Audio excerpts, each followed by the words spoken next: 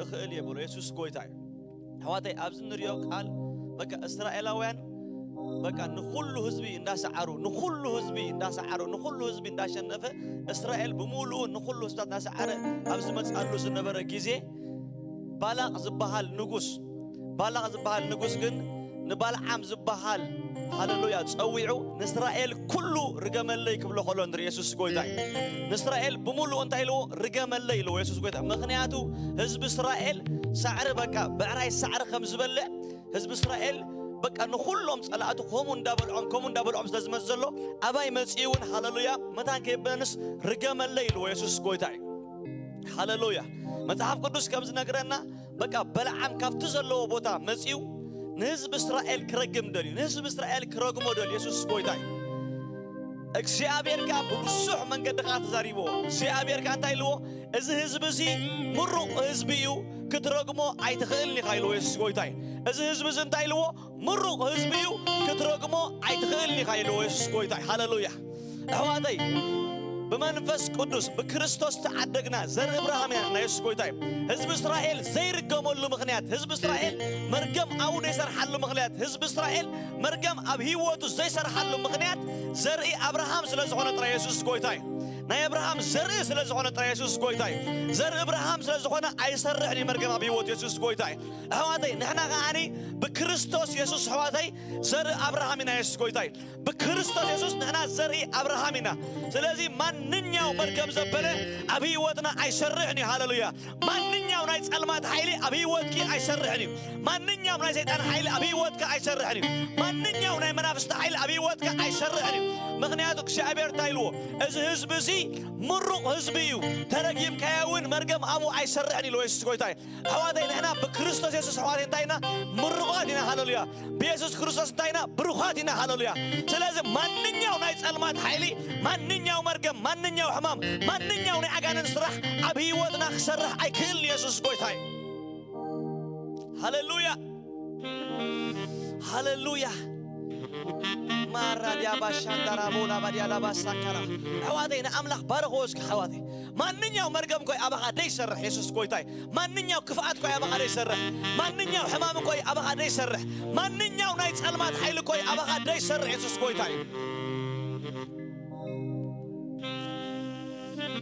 ما كرالا باندالا بودو بوشي كرالا باندالا باندالا هواتي يسوع قويتاي حدا نجر كبلوكم زلي أبزق على بتعم زجرمن نقال الله بتعم زجرمن نقال الله بقى لبي لكم كسوم عن زل بتعم زجرمن بلعم نسرائيل بملؤ كروك مويلو مسمته أب حدا بوتا أب حدا خرن كوينو دايبو نسرائيل كروك مو فتينو بقى فتسوم أيك علن إذا مرق حزب إلو كروك مو أيك علن بوتا غير له بالاق دما من البات انت تعمكاسي بوتا غير له هواتي نبكال بوتا غيرو ابول كروغمو ايك على يسوع قويتاي سالساي بوتا غير له بوتا غيرو كروغمو ايك على يسوع قويتاي هواتي مخنياتو انا حدا نغير يردعني بوتا غير كله لك بقوان نخري كله اسرائيلاوين هواتي بملأخ እግዚአብሔር هواتي تخبيبو يسوع قويتاي بتحرقوني الى كروغمو تخدقاني بملأخ እግዚአብሔር تخبيبو يسوع قويتاي اسكب منالبات اما خلو ازي بكون تلو اما خلو اسكب اما خلو خرجمو انت بلغ حواتي كاني بلعلخ خرجمو انت بلغ اني ازي اما خلو እግዚአብሔር ሰለው ህዝብ ይስቆይታይ እግዚአብሔር حواتي اما خل ህዝብ ይዝብል ጽሐፍ አሎ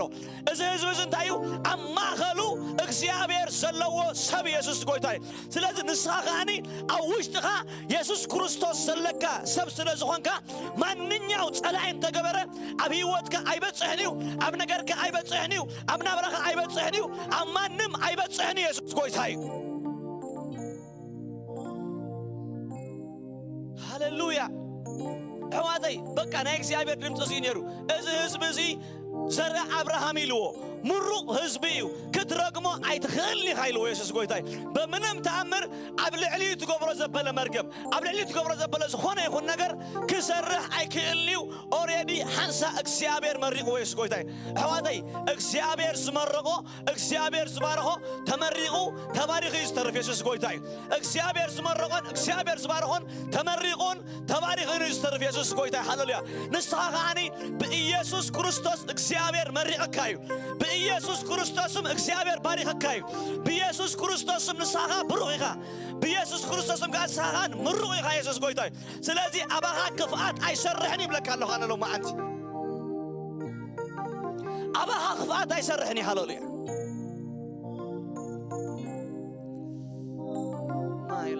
ሳንታላቦሺ ካራባናማን ሪካንዳላባጃላ ባጋራቦሲ ካራባሳ ሪማን ታላላባዲያቦጂ ጋላባጋራ አሕዋተይ እስከ በዚህ ነገር እስከ እግዚአብሔር እስከ አመስግኖ እስከ ኢየሱስ ጎይታይ አሕዋተይ ቀሊል አይኮነን ባልዓም ማለት ቀሊል ጠንቋሊ ወይ ድማ ቀሊል ሰብ ከይመስለኩም ኢየሱስ ጎይታይ ምክንያቱ ባላቅ ክጽወኸሎ እንታይ ኢልዎ እስኻ ዝመረካዮ ምሉቕ እስኻ ዝረገምካዮ ርጉም ምዃኑ ይፈልጥ ኢልዎ ምክንያቱ ኣብቲ ግዜ ኣብቲ ኣሕዛብ ዝነበሩሉ ግዜ ህዝቢ ኣምላኽ ዘይነበሩሉ ግዜ በልዓም ከም ድላዩ ዝምርቕ ነይሩ ከም ድላዩ ዝረግም ነይሩ ይሰርሕ ከዓ ነይሩ ኢየሱስ ጎይታይ ግናኸ ኣብ ካልኦት ኣሕዛብ ዝረገሞ ኣብ ካልኦት ኣሕዛብ ኣሕዋተይ ዝመረቆ ኣብ ካልኦት ኣሕዛብ ዝገበሮ መርገም ኣብ እስራኤል ክመጽእ ከሎ ፌል ገይሩ ኢየሱስ ጎይታይ ኣብ እስራኤል ክመጽእ ከሎ ጠጠው ኢሉ ኢየሱስ ጎይታይ ኣብ እስራኤል ክመጽእ ከሎ ምስራሕ ኣብዮ ኢየሱስ ጎይታይ ምክንያቱ እዚ ህዝቢ እዚ እግዚአብሔር ዝመረቆ ህዝቢ እዩ ክትረግሞ ኣይትኽእልኒ ኢሉ ኢየሱስ ጎይታይ ሎሚ ኣሕዋተይ እዚ ቃል እዚ ብዛዕባ እስራኤላውያን ኣይኮነን ዝዛረብ ዘሎ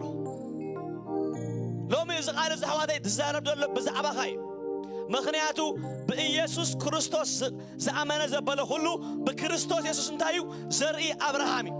ዘርኢ አብርሃም ከአሕዋተይ ኣይርገምን እዩ ዘርኢ አብርሃም ከ ናይ ጸልማት ኃይል ኣብ ልዕሊኡ ኣይሰርሕን እዩ ዘርኢ አብርሃም ከ ኣብ ልዕሊኡ ሕማም ኣይሰርሕን እዩ ዘርኢ አብርሃም ከ ናይ ጸልማት ኃይሊ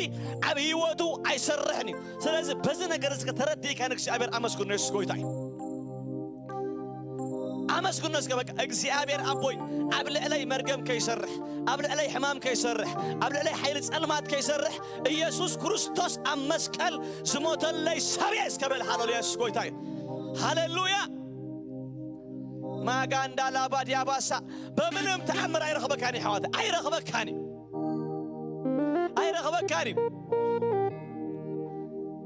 ቦታን ተቀያየረ አይረኸበካኒ በልዓም ኢየሱስ ጎይታይ بدلاي أقطع أنت متى سيطان كرخبك كاي كل يسوع قويتاي ببزح من قدي فتيرو حواتي ببزح من قدي حزب أملاخ كرقمو ببزح من قدي أيو فتينو ببزح من قدي أقطع غيرو بوتا غير حواتي بوزيشن غيرو بسلسته من قدي مسفتنا بيمان ترعيه يلن بسقام ترعيه كرقمو يكلني بماخل ترعيه كرقمو يكلني بقى جراش يلو جراش حواتي بالاق انتا يلو ورق خوسخا كايلو ورق خوسخا كايلو تراي رقم الليلو بقى زل تدلق عينة ورقي كذبك كايلو حواتي بلاعن كان نزريو ورق مدان كركب نزو ورق مدان كي حلفو ببزوح من قد بقى بيمان بتسقام اما خلو مودات تايلو اما خلو اكسيابير سلو حزب سلازخونه نز حزب زخرغما عيدل ايكلني ورق هاي ترفني برورك هاي ترفني اب تحت اكسيابير اب ايد اكسيابير كتوعلني اب ايد اكسيابير كوعل اكسيابير كتصعدنا عيدلني ورقها برورك نعها يكون كايلو موليو خير يسوس قويتاي لو ما انت بلك الله اب هيوتك نعها خرقم نعها زارب اب عليها حمام كقمت كفو قبر حاسب اكسيابير أملاك كون حيس كويتاي እግዚአብሔር ታክብሎ ይመስልካ እዚ ህዝብ እዚ በክርስቶስ ኢየሱስ ዝደሓነ ህዝቢ ምሩቕ ህዝብ ስለዝኾነ ማንም ነገር ኣብ ህይወቱ ኣይሰርሕን እዩ አልግስ ክብሎ ኢየሱስ ጎይታይ አልግስ ክብሎ ይነግረካ ኣለሁ ምክንያቱ እዚ ቃል ኣምላኽ እዚ ንዓኻ እዩ ኢየሱስ ጎይታይ እዩ ተኣማመን ህዝቢ ኣምላኽ ኢየሱስ ጎይታይ ተኣማመን ሃሌሉያ ተኣማመን أب أملاك كتأمامن يسوع قويتاي أب أملاك كتأمامن يسوع قويتاي أب لبونها هاي تتسقع أب لبونها هاي تتسقع أب لبونها هاي تتسقعي أب تبابك هاي تتسقع ጥበብ ካይኮነ እንደው ጻካ ኢየሱስ ጎይታዩ ጥበብ ካይኮነ እንደው ጻካ ኢየሱስ ጎይታዩ እስኻ ናይ ኪዳን ህዝቢ ኢኻ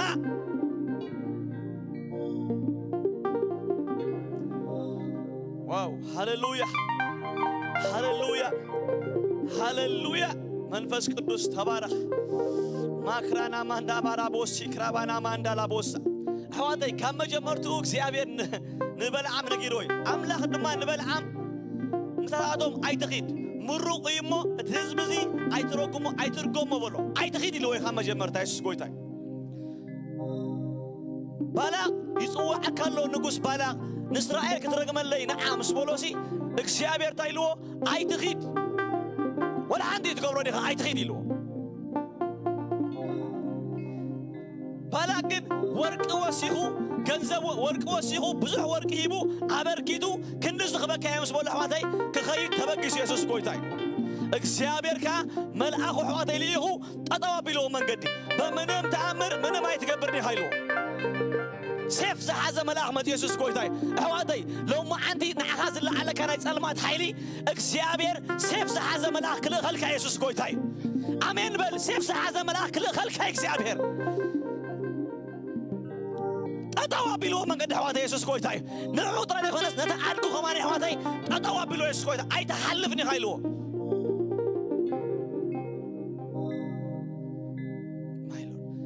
أحواتي እግዚአብሔር ናኻ ኽብል ዘዋፍሮም መላእኽቲ ኣለዉ ኢየሱስ ጎይታዩ እዚ ምስጢር እዚ ይረዳእካ ናኻ ኢሉ ዘዋፍሮም መላእኽቲ ኣለዉ እግዚአብሔር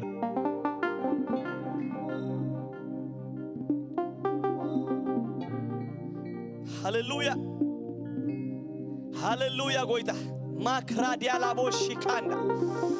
ኤራዲያ ማሴትሬሌ ቤዲና ማንዳ ላባራዲያ ቦሳካንዳ Rabaganda la bos eprele begendo sika la bagando lo bos akada bagas. Thank you መንፈስ ቅዱስ Thank you መንፈስ ቅዱስ ንባረኸካ ኣለና አሕዋተይ እስከ እዳውኩም አልዕልኩም ንእግዚአብሔር ባረኽ ወስከ ሓለዋ ካብ ልዕለይ ሙሉእ ይበልዎ ኢየሱስ ጎይታይ ሓለዋ ካብ ልዕለይ ሙሉእ ይበልዎ ኢየሱስ ጎይታይ በልዓም አይረግመንን ይበልዎ አሕዋተይ ጠንቋለ አይረግመንን ይበልዎ አሕዋተይ ማንም ኣብ ልዕለይ አይዛረብን ይበልዎ ሃሌሉያ ኩላትና ተሲና እስከ ንባርኮ ሓለዋ ካብ ልዕለይ ሙሉእ እስከ በልዎ ኢየሱስ ጎይታይ ሓለዋ ካብ ልዕለይ ሙሉእ ይበልዎ ኢየሱስ ጎይታዩ በቃ እግዚአብሔር በዛዕባኻ ኹም ኢሉ ክዛረብ ኢየሱስ ጎይታይ እዚ ህዝቢ እዚ ህዝበይ እሞ ምሩቕ ስለዝኾነ ኣይትረግሞን ኢኻ ኢሉ ኢየሱስ ጎይታይ እዚ ህዝቢ እዚ ብሩኽ እሞ ኣይትረግሞን ኢኻ ኢየሱስ ጎይታይ እዚ ህዝቢ እዚ ኣሕዋተይ ሃሌሉያ ብክርስቶስ ኢየሱስ ክርስቶስ ብደመይ ዓዲቀየ እሞኒ ኣይትረግሞን ኢኻ ኢሉ ኢየሱስ ጎይታይ ስለዚ ንስኻ ደም ኢየሱስ ክርስቶስ ዝዓደገካ ተሓሪድካ ብደምካ ካብ ብዘሎ ዓሌትን ቋንቋን ህዝብዝን ንኣምላኽ ዝኾኑ ህዝቢ ዓዲግካሉ ኢኻ እሞ ክብሪ ንዓኻ ይኹን كم زبل قال أملاخ كريستوس تحريدو بدأ مساعدة كاسله هزب زخونك ما نمنا يسألمات حيل عيد فركانيو ما نمنا عيد فركانيو ما نمنا يسألمات صراحة عيد فركانيو إذا خدان كايسوس كويتاي إذا خدان كايسوس كويتاي إذا خدان كايسوس كويتاي إذا خدان كايسوس كويتاي عيد فرك كريستوس وميتل كايو هاللويا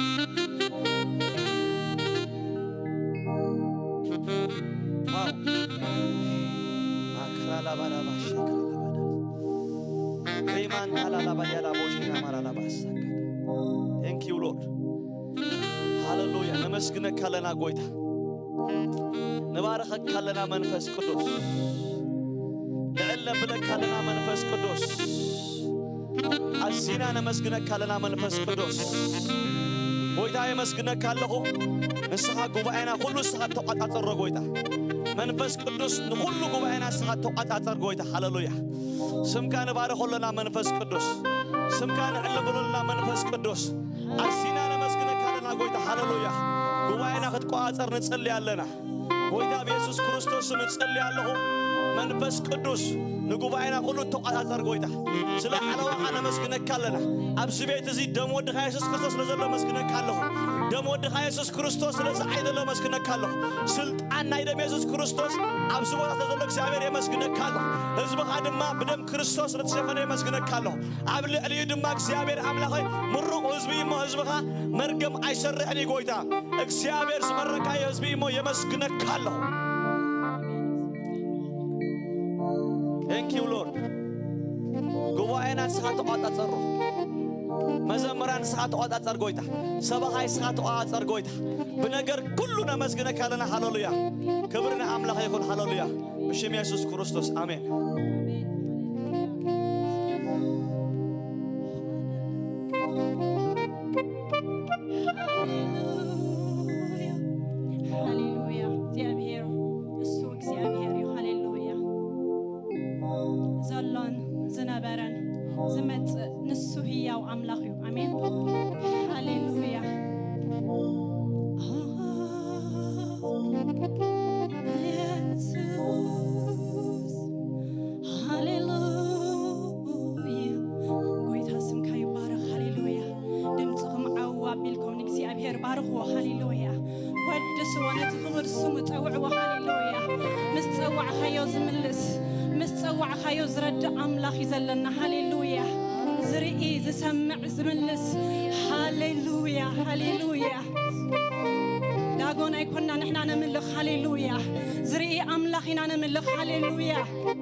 دسمع أملاخ هاليلويا هياو زخني أملاخ سماين مدرن زجبر أملاخ هاليلويا أبو كل ما جزيو كبير وزنبر أملاخنا نملخ أبي أملاخ هاليلويا نجروا هاليلويا بارغوا هاليلويا أبي إخان الصغابلو هاليلويا بعبيتو هاليلويا سماين مدرن زم حدر أملاخ جزيو زنبر أملاخ هاليلويا Hallelujah, Hallelujah. Jesus, أبي إخا محكي. سي أبي هير، أبي إخا. بعبيت كانت فرح كانت نبرك سي أبي هير. أب كل رماسل تونزخن كاك سي أبي هير. بارخك هلنا قويتي. نعبيك هلنا سي أبي هير. نخبرك هلنا سي أبي هير. هاليلويا. في التاون أخينوك سي أبي هير. تاونا خينو كزي أبيهر نعاها خنقاني نعاها خنزمر نعاها خنملخ كزي أبيهر هاللويا أمسكن هاللويا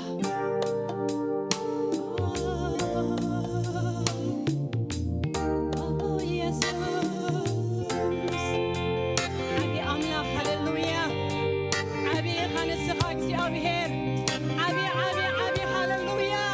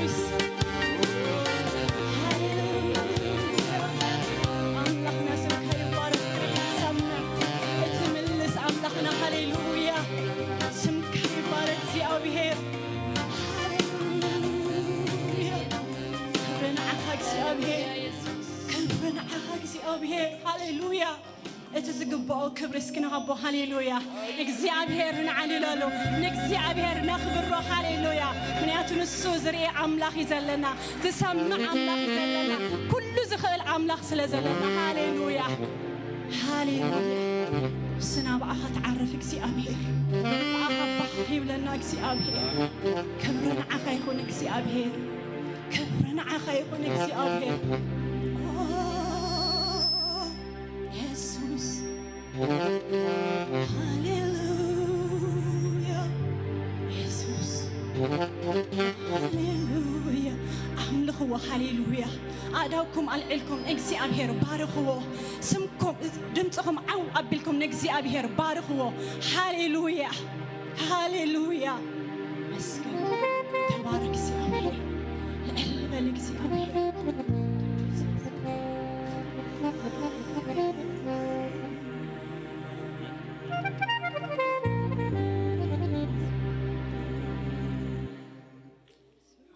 እግዚአብሔር አምላኽና ተመስገነ ይሁን ለጊምናና አምላኽ ነቲ መድኃኒና ነቲ ከውሕና ዝኾነ አምላኽ ክንዝምረሉና እግዚአብሔር ይመስገን እንሆ ኣብ ጽዮን ሕሩይን ክቡርን እምኒ ማዕዝን ኣነብር ኣለኹ ኢሉ ቃል አምላኽ ብኡ ዝኣምን ከቶ ኣይሓፍርን እዩ ብኡ ዝኣምን ብኢየሱስ ክርስቶስ ዝኣምን ከቶ ኣይሓፍርን እዩ ሕሩይን ክቡርን ዝኾነ እምኒ ማዕዝን ኢየሱስ ክርስቶስ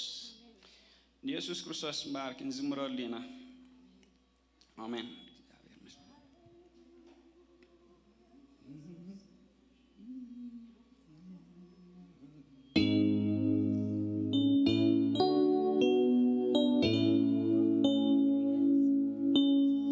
ስም እግዚአብሔር ጽኑዕ ግንቢ ይብለና ጻድቕ ጎዩ ኣብኡ ይዕቁብ እግዚአብሔር ይመስገን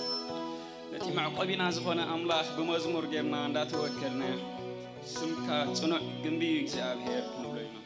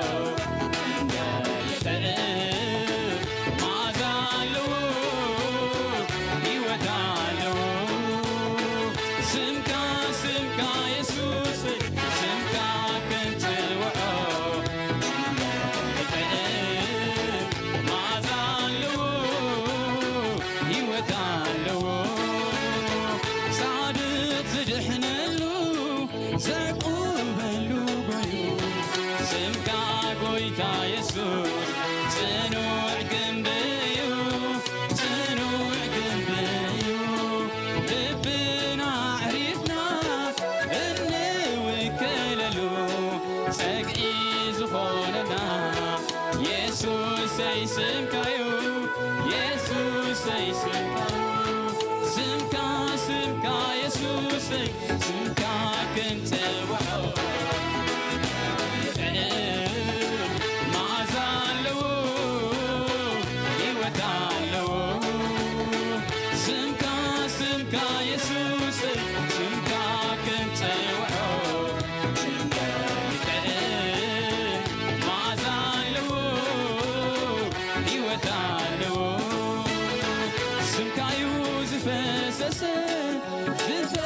سقلي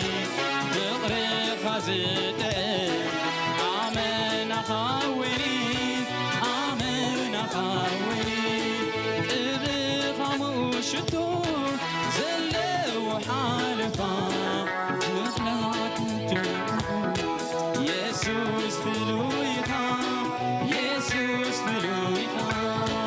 سمكا سمكا يسوس سمكا كنت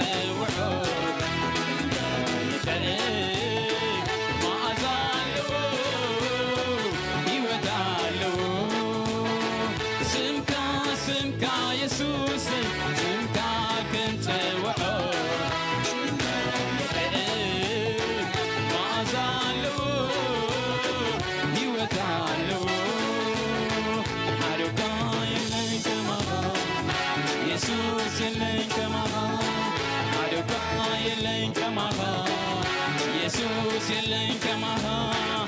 أروكا يلين كماها يسوس يلين كماها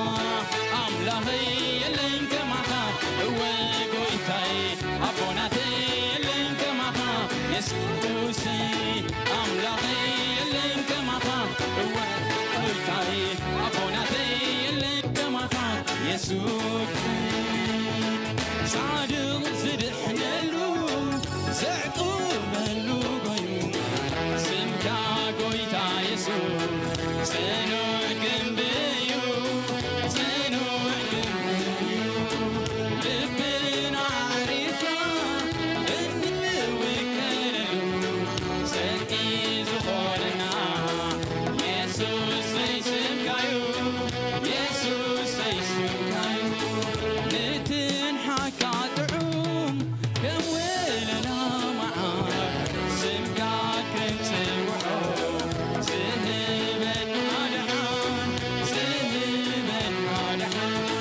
أبتحتي سماي كالي يلو ندهنلو سمكا قويتو يسوع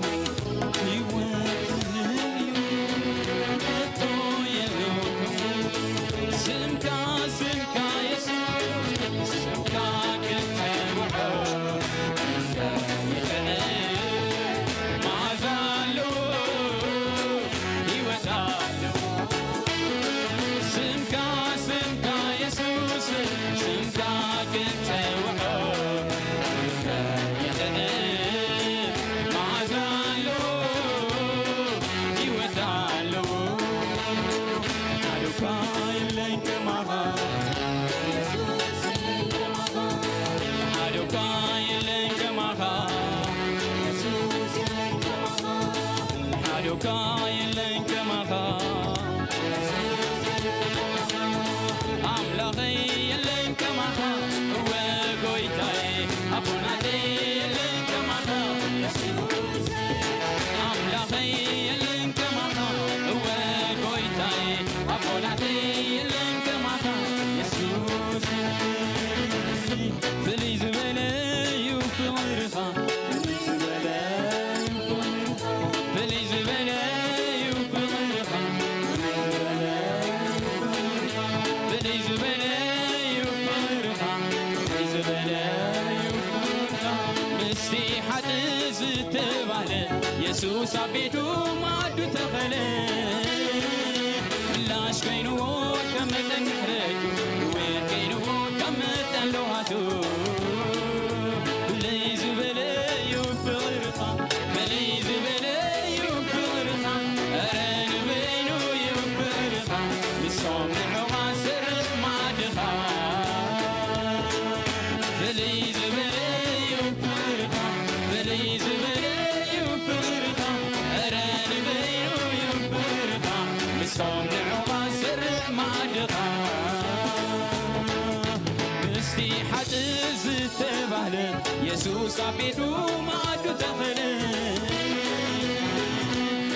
حاش كينو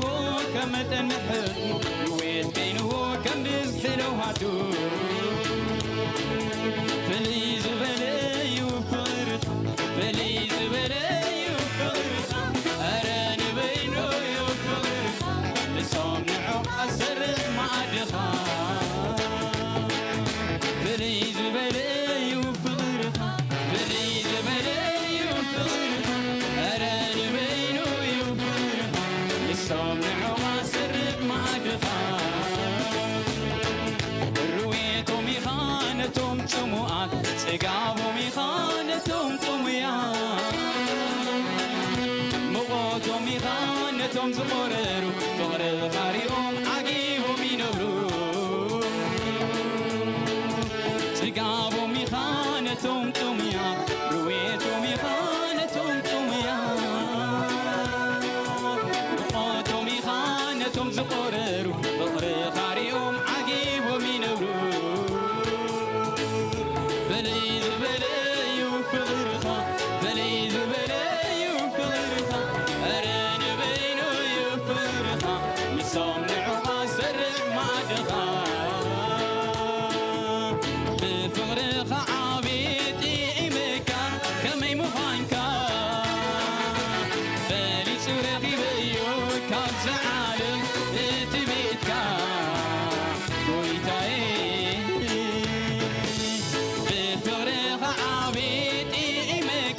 كمي مهانكا بالي سورخي بيو كاب زعالم التبيتكا ويتاي فليز بلاي وفرخا فليز بلاي وفرخا أران بينو يفرخا لصامنعها سر مع دخا فليز بلاي وفرخا فليز بلاي وفرخا فليز بلاي وفرخا مصامنعها سر مع دخا بفرخا عبيدي إمك كمي مخانكا فلي سورخي بيو كاب زعالي التبيتكا ويتاي بفرخا عبيدي كمي مخانكا فلي تورخي بيو كاب زعالي التبيتكا ويتاي فلوي فلوي فلوي فلوي فلوس فلوس فلوس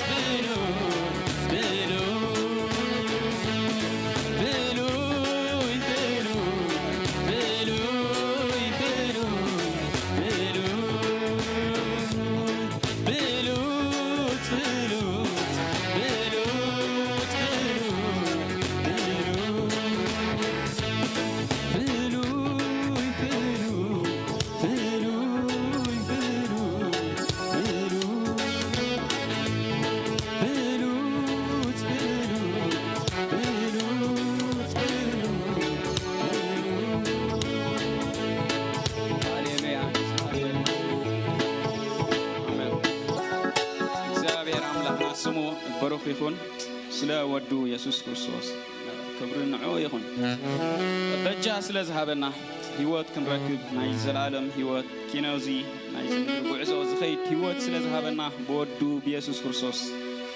ንስሙ ክብር ይሁን እግዚአብሔር ባርኩም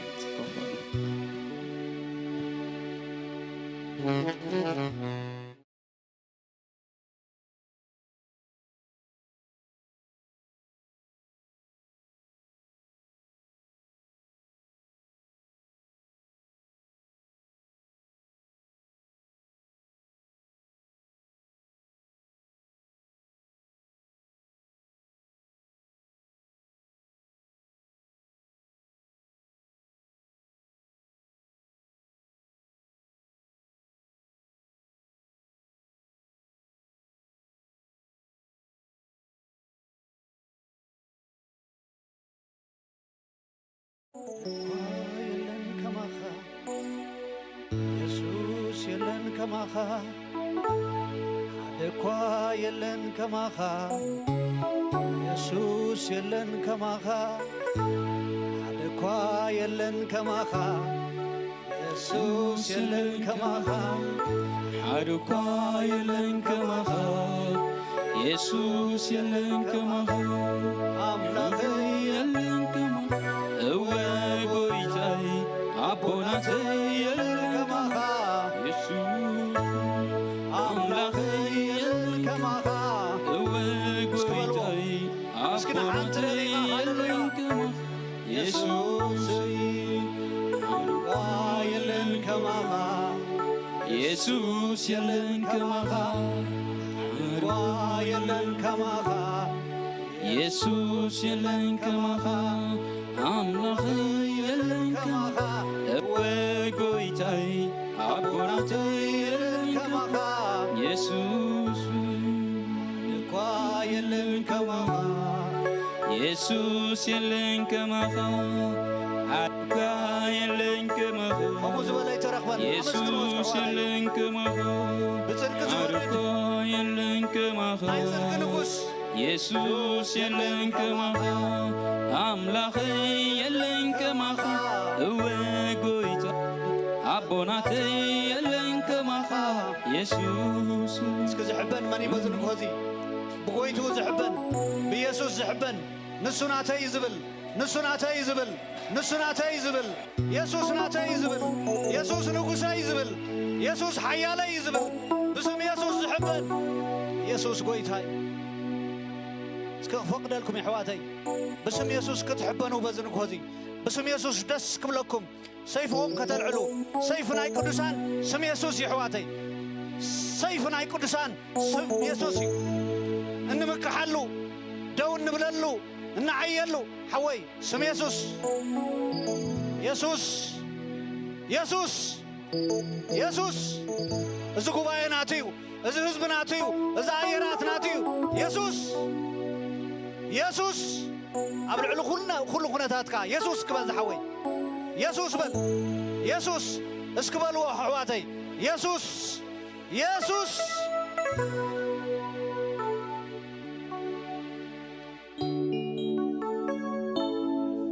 يسوس يسوس قبل علو كل خناتاتنا يسوس يسوس يسوس قروم سم سماي زفلطو سم سماي زخبرو سم بركلو زنبرك خلو سم هاللويا ناي صدق سم يسوس يسوس يسوس يسوس دس زبل سم لب زرتع سم زتات سم نلب زحقوس سم زفوس سم أبيت كتوجو طعم أبيت كتزمرو له طعم أبيت كتصلي له طعم أبيت كتساخب كله طعم يسوس يسوس شيء منفس قدوس يسوس كتخبروس لزفتقا نبارخك لنا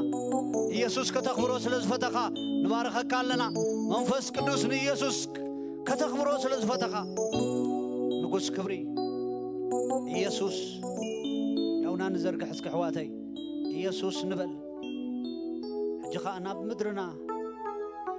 يسوس كنبلينا يسوس كنبلينا ود داويت كنبلينا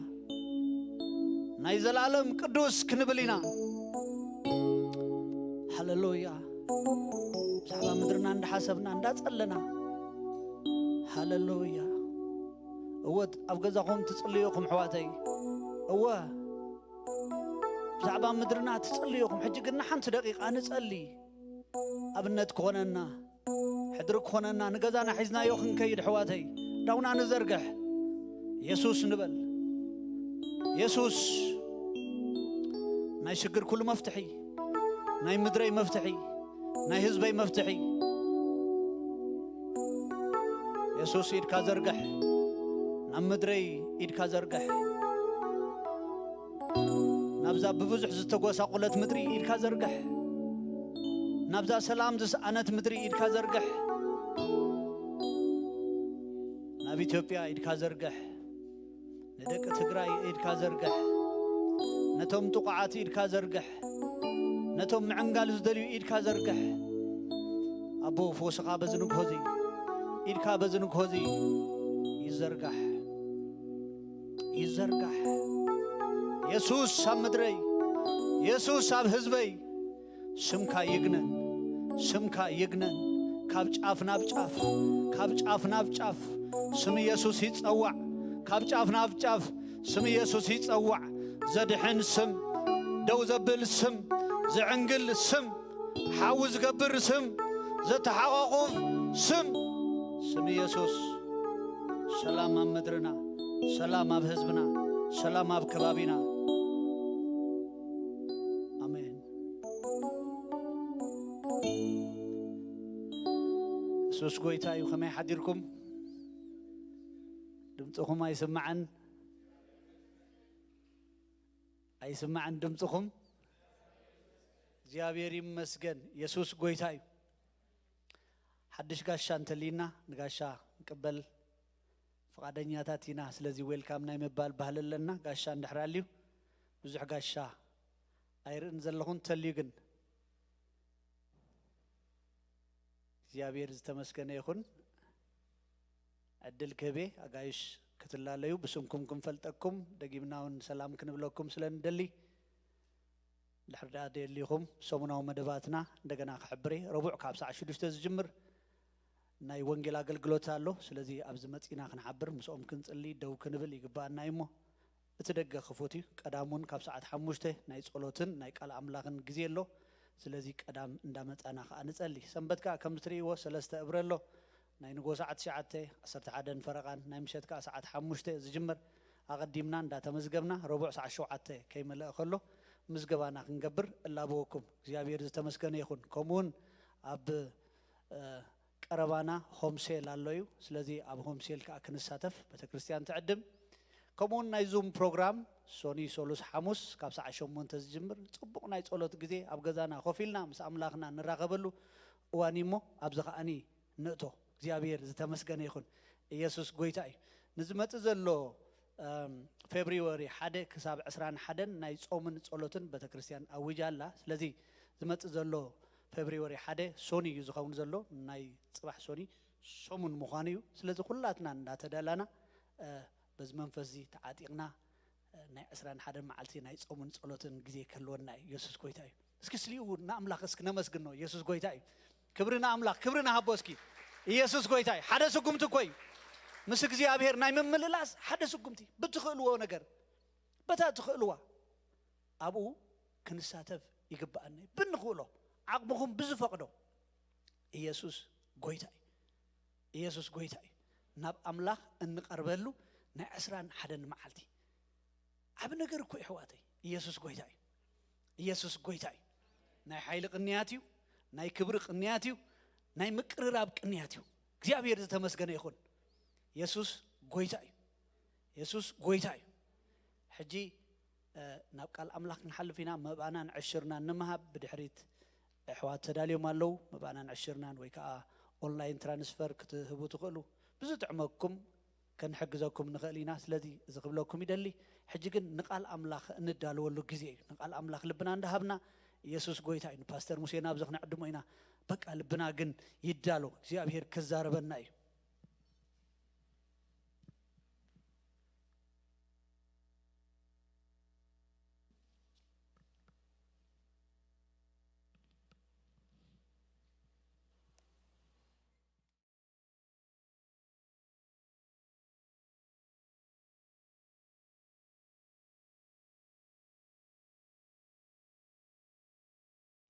እግዚአብሔር አምላኽ ዝተመስገነ ይሁን ከመይ ቀኒኹም ክብርና አምላኽና ይሁን ኢየሱስ ክርስቶስ ጎይታ እዩ መታን ናብዚ ዘሎ ክሪኦም መታን ክፍት ክብለለ እግዚአብሔር ይመስገን ኢየሱስ ክርስቶስ ጎይታ እዩ ብዛዕባ እምነት ኢና ኣብዚ ዓመት እዚ ንመሃር ደሎና بفلاي دما كابز حلفة سنبت لما قلتون انت أرستي كم زهل وانا نجركم نيرة أو خنك تصلينا أجزاء بيرام لا ستمس جنيهون زحلفة سمون እምነት ካብ አይን አምላኽ ወይ ድማ ናይ አምላኽ አንግል ሲ እምነት ከመይ ከም ተኸውን ወይ ከመይ ከም ዝኾነት አድላይነታ ሪእና ነርና ሎማ አልት ድማ ነጊረኩም ነረታ አርስትና አምላኽ እሙን አምላኽ እዩ ብዛዕባ እሙንነት ናይ አምላኽ faithfulness ናይ እግዚአብሔርና ሎማ አልት ድማ እንርኢ እግዚአብሔር አምላኽ ዝተመስገነ ይኹን ሓደ ፍሉጥ ናይ ብዛዕባ faithfulness ብዛዕባ ፍቅሪ አምላኽ ድነግር ታሪኽ አሎ ሎማ አልቲ ንጎ ክነግሮም ከለኹ ሀሙ ብሎም ነረ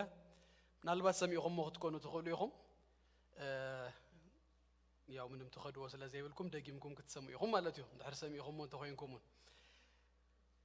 ሐቀኛ ታሪክ እዩ true story ደገርም ታሪክ እዩ አብ 1988 ዝተፈጸመ እዩ ዲሰምበር 7 አርሜኒያ ብትበሃል ሃገር ምንቅጥቃጥ ናይ ምድሪ ኮይኑ earthquake አጋጢሙ ሕጂ አብ ሃንቲ ንእዝ በለት ከተማ ዝነብሩ ቤተሰብ ነይሮም በዛ መዓልት እዚኣ እዚ አቦ ነዚ ወዱ 12 ዓመት እዩ ናብ ቤት ትምህርቲ የብጽሖ ናናብት ቤት ትምህርቲ ምሰብጽሖ ከምት ብዙ ጊዜ ደጋጊሙ ድብሎ ከምዚልዎ ተፈልጥ ይኻምሽ ኢልዎ ንዝኾነ ይኹን አይነት ነገርሲ I'll be there ምሳኻለኹ ኢልዎ ሲኢምዎ ተፈላልዮም ከይዶም ሰዓት 11:41 ምስኮነት እዚ ዝበልኩኹም ምንቅጥቃጥ ምድሪ ኮይኑ 25,000 ሰብ በቲ እዋነቲ ዝቀተለ ምንቅጥቃጥ ናይ ምድሪ እርዝ ሸኪዩ እዚ ምስኮነ እቲ አብኡ አብ ቤተሰቡ አብ ገዛኢ ዘሎ ምስ ሰበይቱ ደሃን ኮይኖም ንሳቶም ሽኡነታ ሰበይቱ አረጋጊኡ ሲኢምዋ እንታይ ኢሉ ናብ ወደይ ክኸይደ ከጎየ ኢልዋ ናብ ወዱ ድማ እናጎየ ኸይዱ መጽኡ እቲ ወዱ ዝነበረሉ ቤት ትምህርቲ እንተረአየ ፍርስርስ ኢሉ ዝተረፈ ነገር ደለዎ አይመስልኒው በቃ ኩሉ ነገር ሲ አንዩ ፈራሪሱ ይዘሉ አቦ ግን ታይልወሎ I'll be there መጽኡ ክኹት ጀሚሩ ንወዱን ምርካብ ተኹአተ ምንም ነገር አይረኸበን ሰባት ተስፋ ቆሪጾም ነናብ ገዝኦም ከዶም አለው ካልኦት ስድራ ምብካዮም ጀሚሮም እስ ነገርሲ ተወዲኡሎ ኢሎም እዚ አቦ ግን 24 ሰዓት ቆይቱ ከይዱ ወጊሃ ለይቱ ኮይኑስ ከም እንደገና ወጊሁ እሱ ቀጽሉ 36 ሰዓታት ምስኩዓተ አብ ሓደ ቦታ ይበጽሕሞ ድምጺ ድሰምዐ ይመስሎ ወዱ ሽሙ አርማንድ እዩ ድምጽ ምሰምዐ ናይ ቆልኡት አርማንድ ንስኻዲኻ ኢልዎ እቲ ወዱ ድማ እንታይ ኢሉ ኸታቱ ኮይኑ ዳዲ የስ ኢልዎ መውጺ ክገብረልከ እሞ ንዓበዚ አውጻ ኢልዎ አቦ እንታይ ኢልዎ እዚ አርማንድ ነቡ እንታይ ኢልዎ ኖ 14 ካልኦት ቆልኡት አለው ምሳይ ነጊረዮም ነይረ አቦይ በህይወት አሎ እንድሕር ኮይኑስ አይሓድገናን እዩ ንሳቶም ቅድም ይውጹ ሃዞም ዳህራይ ክወጽ ኢልዎ ንኹሎም አቀዲሙ 14 ዮም ምስ አርመንድ ኩላቶም ካብታ ቦታቲ አወጽዮም አርመንድ እንታይ አሚኑ አብኡ ከም ዝመጽእ ከም ዘይጠልሞ I'll be there ዝበለስ ንሱ አቡ ከም ዝኸውን ሲ ተአማሚኑ ሎም አልትን መሃሮ እሙንነት ናይ አምላኽ እዩ እምነት አዝዩ አገዳሲ ዝኸውን ንአምላኽ እንታይ ክንገብረለና መስለኩም ክንአምኖ አቡ ክንውከል አቡ ክንወድቀለና እምነት ብዛዕባ እምነት ክንመሃር ከሎና እሙንነት ናይ እግዚአብሔር ምፍላጥ ምርዳእ በጣም አገዳሲ እዩ ንምንታይ እንድህሪልኩምኒ ነህና እምነትና አብ አምላኽ ስለዝኾነ እምነትና አብ እምነት እኮ አይኮነን ፌዝ ኢን ፌዝ አይኮነን ገሊዮም ከሙ ብሉዮም ኖ ጌጋ እዩ እምነትና አበዩ አብ አምላኽ እዩ አብ አምላኽ ስለዝኾነ ንአምላኽ ድማ አጸቢቕና እንታይ ክንገብሮ ግባአናዩ ክንፈልጦ ይግባአናዩ ክንአምኖ መታን ስለዚህ ሎም ማልት ንሪዮ እሙንነት ናይ አምላኽ እዩ እሙንነት ማለት እንታይ ማለት እዩ እሙን ማለት ናይ ትግርኛ ዲክሽነሪ እንታይ ብሎ መስለኩም ዝእመን ተአማኒ ተአማናይ ትክክለኛ ዘይካድ አሉ ዘይባል እሙን ዕብራይስጡን ቃል እሙን ልክ ከም ትግርኛ ይገርመኩም እሙን ማለት እዚዩ ትክክለኛ ዩ ዘይካድ ዩ አሉ ዘይባል ህጅ እግዚአብሔር እሙን ዩ ክንብል ከሎና ነዚ ሁሉ ኢና ንብል ደለና እግዚአብሔር ንሱ ትክክለኛ ንሱ ዘይካድ ንሱ እሙን ዩ ና እንግሊሽ ዲክሽነሪ ድማ true to one's word አዙኒ promise and vows reliable trusted or believed ህጂ እምነት one way እሙንነት ግን ናይ ህብረት ቋንቋ አብዝኾነ ህብረት እሙንነት ድባል ኢንግሪዲየንት አድላዩ ሃዳር ክንገብር ከሎና ምዝኾነ ህብረት ክንገብር ከሎና አብቲ ህብረት እንታይ ዝባል ነገር ክህሉ አለዎ እሙንነት ህጂ አምላኽ ዘገርም እዩ ናይ ኩሉ ፈጣሪ ንጉስ ነገስታት ጎይታ ጎይቶት አየገርመኩምን ምሳና ወሪዱስ ህብረት ገይሩ እቲ ህብረት ምሳና ድማ ደገበሮ በኪዳን ስለዛሃዞ ህጂ እሙንነት አገዳስ እዩ ምስ አምላኽ ህብረት አለና እንድሕር ኮይኑ እዚ ህብረት እዚ ድማ ምስኡ ምዝ እሙን አምላኽ ምዃኑ እንድሕር ፈሊጥና እንድሕር ተረዲኡና እምነትናና ዛየደ እምነትና ልዕልና በለ እምነትና ክብክብ እንዳበለ ይዝመጽእ እሙንነትና እግዚአብሔር ምፍላጥ በጣም ወሳኝ እዩ አብ ዘመንና ካብ ዝሐስስ ዘሎ ካብ ዝጠፍእ ዘሎ ሓደ ባህሪ እንታይ እንድህር ኢልኩም እሙንነት faithfulness በቃ ከይደ ሐሲሰ ሰብዚ ግድ ይብሉን ብዛዕባ እሙንነት ብዛዕባ እሙን ኮይንካ ምርከብ ነገራት እኮ ድፈራርስ ነገራት ድበላሾ ሃዳር ህብረታት ዝምድና ህውነት እዛ እሙንነት ትባሃል ነገር ሲንታይ ስለትኾነትና እዩ ስለዚ ጠፍአት እዩ አብ አምላኽ ግና መጺና እግዚአብሔር አምላኽናስ እሙን አምላኽ አቱም ሰባት ትነምልኾ አምላኽሲ እሙን አምላኽ እዩ ይድብል ደለኹ ዝተወከልካዮ ዝተወከልክዮ አምላኽ ዝተደገፍክዮ አምላኽ ክስቦ ዝጀመርካ ንሱ ከምዚ ድፋይን ክንገብሮ ዝበልና ንተስፋታቱ ንዝሃቦ ቫውስ ኪዳን ንቃሉ ንሱ እንታይ እዩ እሙን እዩ አብ ቅድመ አምላኽና አብ ቅድመ ሰብን ኢልና እኮ ቫው ጌርና ቃላትና ይብና እንታይ ንገብሮ ስብር ነብሎ እግዚአብሔር ግን ከመ አይኮነን እግዚአብሔር እሙን አምላኽ እዩ ንዝሃቦ ተስፋ ክሳዕ መወዳእታ ሂስ ትሩ ደጥን ደቅውም አምላኽ እዩ ስለዚ እሙንነትና እግዚአብሔር ክንፈልጥ በጣም አገዳስ እዩ ዘዳግም ምዕራፍ 7 ካብ ቁጥር 7 ክሳብ 9 ነገር ግን ታ 9 ሞርድ ደልያ ከምበልኩም እግዚአብሔር ንሙሴ በሙሴ ጌሩ ተዛረቦይ እግዚአብሔር ዘትፈተወኩምን ኢሉ ዘሐሪየኩምን ካብ ኩሎም ካልኦት ህዝብታት ስለዚ በዛሕኩም አይኮነን ካብ ኩሎም ህዝብታት እኳ ንስኻትኩም ትውሕዱ እግዚአብሔር ስለዚ ፈተወኩም ነቲ እቲ ነቦታትኩም ዝመሃለሎም መሃላ ስለዝሃለወን እግዚአብሔር በኃያል ኢድ አውጻአኩም ካብ ቤት ባርነት ድማ ካብ ኢድ ፈርዖን ንጉስ ግብጺ አድሃነካ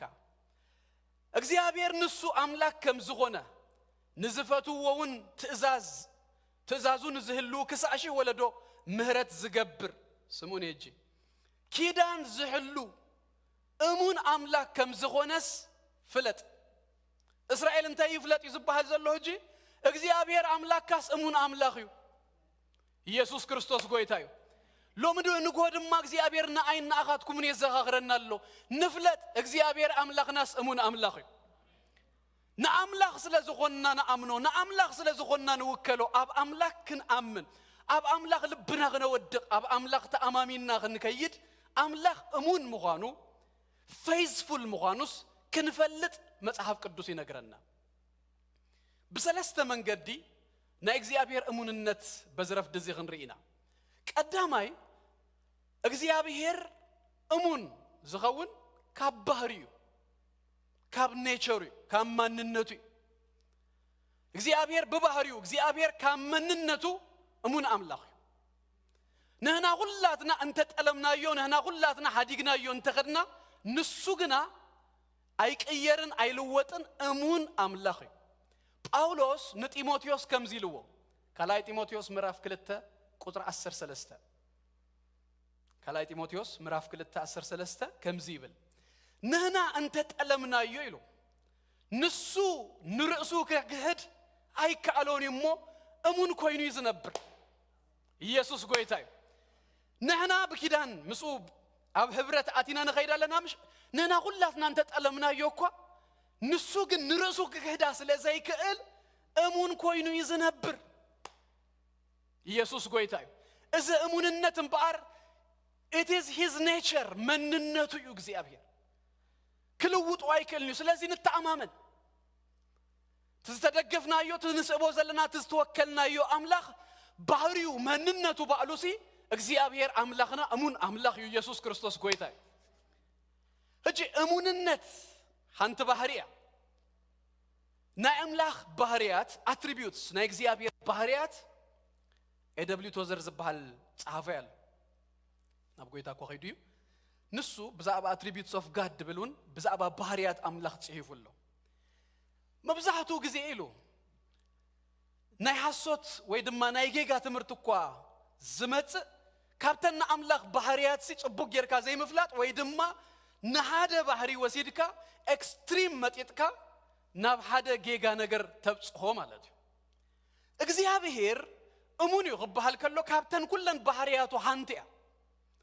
ምስ ኩሉ ባህሪያቱ ድማ አዋሃሂድና ኢና ክንሪኦን ክንህዞን ዝግባአና እግዚአብሔር ፍቅር እዩ እቲ ፍቅር ምዃኑ ከይ ሓደገ ከሎ እግዚአብሔር in the same time ቅዱስ እዩ እግዚአብሔር መሐሪ እዩ እዚ ናይ ምህረት መንነቱ ከይ ተቸራረፈ ከይ ተጎዳደለ in the same time እግዚአብሔር ጻድቅ እዩ እተና እግዚአብሔር ባህሪያሲ ከምዚን እሱ ክገልጸን ከሎ ከም ቀለበት ሰርክል ድኾነት ምልእቲ ተተሸረፋሲ ሙሉ አይተኸውን ያምሽ ተና እግዚአብሔር ባህሪያት ኩለን ድማ ኸሙ እግዚአብሔር ሐቂዩ ጻድቅዩ እግዚአብሔር ዘይለዋወጥ እዩ ጅምዚያ እኮ ተኸይድያ ተአሙንነት ዘይለዋወጥ ስለዝኾነስ እንታይ ትገብሮ ንእግዚአብሔር ተአምኖ ሓደ ሰብ ካራክተር አጥሪዩ ንብልምሽ ካራክተር አለዎ ክርስቶስ ባህሪ ዘለዎ ጽቡቅ ካራክተር ዘለዎ ሰብ እዩ ንብልምሽ ካራክተር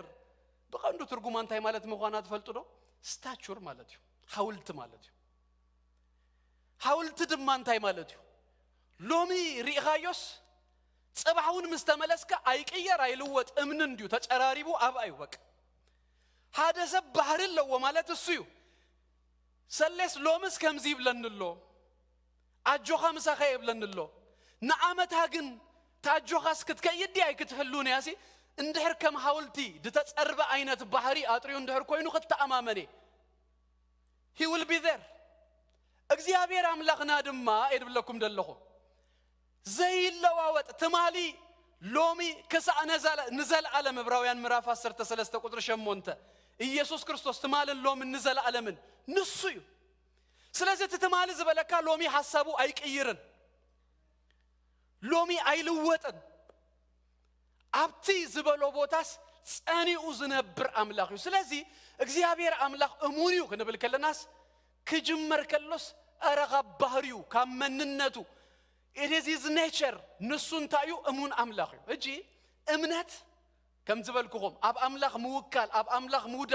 አብ አምላክ ምትእመማን እንዲዩ ነዛ አምላክ እዚ ምፍላጥ የድሊ እና ፈለጥካዮ እና ተረዳአካ መን ምዃኑና ፈለጥካ ብዝመጻኻ መጠንዩ እምነትካ ድማና አበየ ዝኸይድ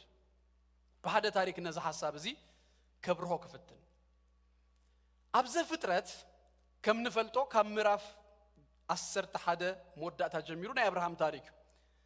አብርሃም ካብ ዘፍጥረት 12 በቃ በብዙህ ይጻሐፈሉ ዘፍጥረት በመልእታውን ናይ አብርሃምን ናይ ደቁን ታሪክ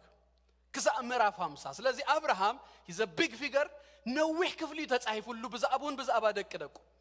አብርሃም አምላክ ክጽውኦ ከሎ ወዲ 75 ዓመት ይነሩ ውላድ ድማ ንሱን ሳራን አይነበሮም አምላክ ድማ መጽዩስ እንታይልዎ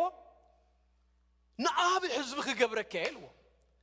ባሃገረ ከማን ህዝብታትሲ ክባረኸ ከሪኦ ከሎ ንአሞይልዎ ኣብቲ ድንኳን ነይሩ ሓደ ማልታ ውጽይዎ ንሰማይ ጠምት ይልዎ ከዋኽብቲ ሰማይ ክትቆጥሮም ከም ዘይትኽእል ደቅኻ ኸሙ ኸብዝሆም ይልዎ ናብላዕሊ ብጸልማት ይኸዋኽብቲ ትርኢምሽ አረ ከማን ብቀትሩን ድማ ክትዝክር መታንሲ ናብ ታሕቲ ድማ ጠምት ይልዎ ሁጻረ አይልዎ ደቅኻ ልክ ኸሙስ እንታይ ክገብሮም ከብዝሆም ይልዎ ካብ አብርሃም በስጋ ዝተወልዱ በቲ ሁጻ ተመስሎምሲ ብዙሃት ኮይኖም የእስራኤል በመንፈስ ድማ በእምነት እኮ አቦና ተባይሉሎ እንዲ አብርሃም ናብላዕሊ ጠምት ይልዎ ስለዚህ ናብርሃም ዝቃል እዚ አትዩሉ እግዚአብሔር ድገርመኩም ግን አብርሃም ወደ 75 ዓመት ከሎ ተጸውዩ ክሳዕ ወደ 100 ዓመት ድኸውን አብርሃም ውላድ አይረኸብ አብርሃምን አምላኽን ዓመት ኮንፈረንስ ይገብር አምላክ ኮንፈረንስ ይገብርሞ ይረኽቦና አብርሃም ይብሎ ክባርኸከ በአሃገረ ድማ ንምድርታት ኩሉ ህዝቡስ ክባርኸ ከብዛሐከ ይብሎ ንዓመታት ቃል ተፈጽማ ደይኮነስ ድማ ትረኽቡ ከም እንደገና ይመጽ ድማ እግዚአብሔር አብርሃም ክባርኸከ ይብሎ እስራን 5 ዓመታት ሓንጥቃል እድመ ብዝኸደ መጠን ድማ ትጉዳይ ተስፋ እንደሐበካ ደይኮነስ ስጋዓታትና ወሰከ ኢኻ ትኸይድ ምክንያቱ ናይ ሙላድ ነገር ስለዝኾነ ሓንቲ ጓል ካብ እስራን ሓደን ጀሚሩ ሃይ ፈርቲሊቲ ክሳብ 31 ትበጽሕ ብድሕሪኡ አይቋርጽ ነው ክሳብ መወዳእታ ግን በፐርሰንት ግን ዲክላይን እንዳገበረ ይዝኸይድ ክጅምር በሰለስተ ገለ እንዳበለ እንዳጎደለ ይዝመጽ ስለዚህ 25 years ከወስድ ከሎስ ንእምነቱ ክብክብ ደብል ደይኮነስ በተፈጥሯዊ መንገድ እንተሪቁም እንታዩ ንእምነቱ ዳወን ድኸይድ ድሰድድ ነገር አብርሃም ግና ንአምላኽ አመኖ ጽድቅ ኮይኑ ድማ ተቆጽረሉ ይብል እጅት ፕሮሰስ ንአምላኽ ከመይሉና አመኖ ከም ዝኸደ ክንርኢ ባይብለኒ አብርሃም አብዘ ፍጥረት ምዕራፍ 17 እግዚአብሔር ክነግሮ ከሎስ ሲይቁ ተጸብዩ ከም ዝበልኩኹም ዓመት እንዳመጸ እግዚአብሔር ትወልድ ኢኻ ክትባረኽ ኢኻ ጥራይ ስለ ዝብሎ ዝነበረስ አመወዳእታ ሹ አብርሃም ይብለና 17 ብገጹ ተደፍዐ ሲይቁ ድማ ብልቡ ይብለና ንወድ 100 ዓመት ዶ ወዲ ይወለደሉ ሳራ ጓል 9 ዓመት ትወልድ ዶ በላይ አምራፍ 18 ድማ ክንከይድ ከለና ሳራውን ከሙ ኢላ ሳራ ከአብልባ ከምዚ ላ ሰሐቀት ድሕሪ እርግና ሂዶ ፍትወት ክላአለኒ ጎይታይ ድማ አሪጉ አታምላኽ ኢላቱ አይኮነን ቆልዓት ብልሲ ፍትወት ከማን ትዲዛይር ከማን የብለይን አብርሃሙን አሪጉ እንታይ ኢኻ ትብል ደለኸ ህጅራአዩ መጽኤን ሱዚ $1 million كهبك يدحر بروجرام انت زبلا سيحكم تسقنسوا هجي $1 million تسالي ايكونتن تسالي دي من محبه ነገር ግን ህጅ ናአይ $1 million ድሕርዝ ፕሮግራም ህበክ እድብላ ደለኹስ ገዛይ ተፈልጦያ ቤተይ ተፈልጦያ ህይወተይ ተፈልጦያ $1 million ክህባ ከምዘይ ክእልሲ ስለተፈልጥ ያ ተሳቅ ዘላ ህጅ እምነት ድመጽራ አዩኒ ማን ይዛረበካ ከምዘሎ ምስቲ ባህሪያቱ ሁሉ አዋሃይድና ኢና ንሪኢ ለኩምሽ ህጅና እግዚአብሔር እሙንነት ና እግዚአብሔር ፌዝፉልነስ ምስ ኩሉ ኸአልነቱን ሓደ ባህሪ ኢን ፋክት ካፕተን ኩለና አምላኽ ባህሪያት ሃንት እንደህር ጎዲላኮ አምላኽ አይከውንን ስለዚህ አምላኽ ኩሉ ስለዝኽእል in the same time ድማ ነቲ ዝበሎ ዝገብር ሰናይ ፈቃር ድማ አምላኽ ስለዝኾነ ምኽኣል ጥራይ ድማ ደይኮነስ ምግባር እውን ድፈቱ አምላኽ ምዃኑ ንአምላኽ በዚ መጠን እናተረዳእናዮ ብዝኸድና ጊዜ ንእግዚአብሔር ምእማን ቀሊል እንዳኾነ ይዝመጽ ኣብ ሓድሽ ኪዳን እጅ ክወስደኩም እቲ ነገር ተፈጺሙ ይዘወይ ዘፍጥረት ምዕራፍ 21 ቁጽሪ 1 ቁጽሪ 2 ከምዚ ይብለና እግዚአብሔር ድማ ከምቲ ዝበሎ ንሳራ በጽሓ እግዚአብሔር ከዓ ንሳራ ከምቲ ተዛረቦ ገበረላ ሳራ ድማ ጠነሰት በታ አምላኽ ተዛረቦ ምዱብ ወራሓት ከዓ ንአብርሃም ኣብ እርግንኡ ወዲ ወለደትሉ ሕጂ ሃንሳ ናይ ሓድሽ ኪዳን መጽሓፍ ብዛዕባ ብሉይ ኪዳን ክዛረብ ከሎ ብጣዕሚ ደስ ዝብለኒ ዲፍረንት ላይት ትረኽቡ ሕጂ እዚ ታሪክ እዚ ከመይ ኢሎም አብርሃም ከመይ ኢሉ ናብ እምነት ሳራ ከመይ ኢላ ናብ እምነት ከም ዝመጸት ኣብ ዘፍጥረት ኣይንረክብኒና ኣብ ሮሜ ምዕራፍ 4 ዕብራውያን ምዕራፍ 11 ግን ስለ ክልቲኦም ንአምላኽ ዘለዎም ነገር ከመይ እናተለወጠ ወይ ድማ ናበይ ዓይነት ነገር ከም ዝበጽሑ ይነግረና ሮሜ ምዕራፍ 4 ቁጽሪ 17 ብዛዕባ አብርሃም ከምዚ ይብል ከምቲ ኣቦ ብዙሓት ኣሕዛብ ገይረካ ኣለኹ ዝብል ጽሑፍ ዘሎ ኣብ ቅድሚት ዝኣመኖ ንምውታት ዘተንስኦም ነቲ ዘየለውን ከም ህሉ ገይሩ ዝጽውዖ አምላኽ ሕጂ አብርሃም ከኣምን ከሎስ ናበይ በጽሑ መስለኩም ምውት እኳ የተንስዩ ዘየለኳ ከም ህሉ ገይሩ እሱ እንድሕር ጸዊኡስ የምጽዩ ስለዚ ምሟት ማሕፀን ሳራ እናረአየ ኸይደክም መታንሲ ንመን ተኣማሚኑ መስለኩም ወአምላኽ እኮ ድኽእል እዩ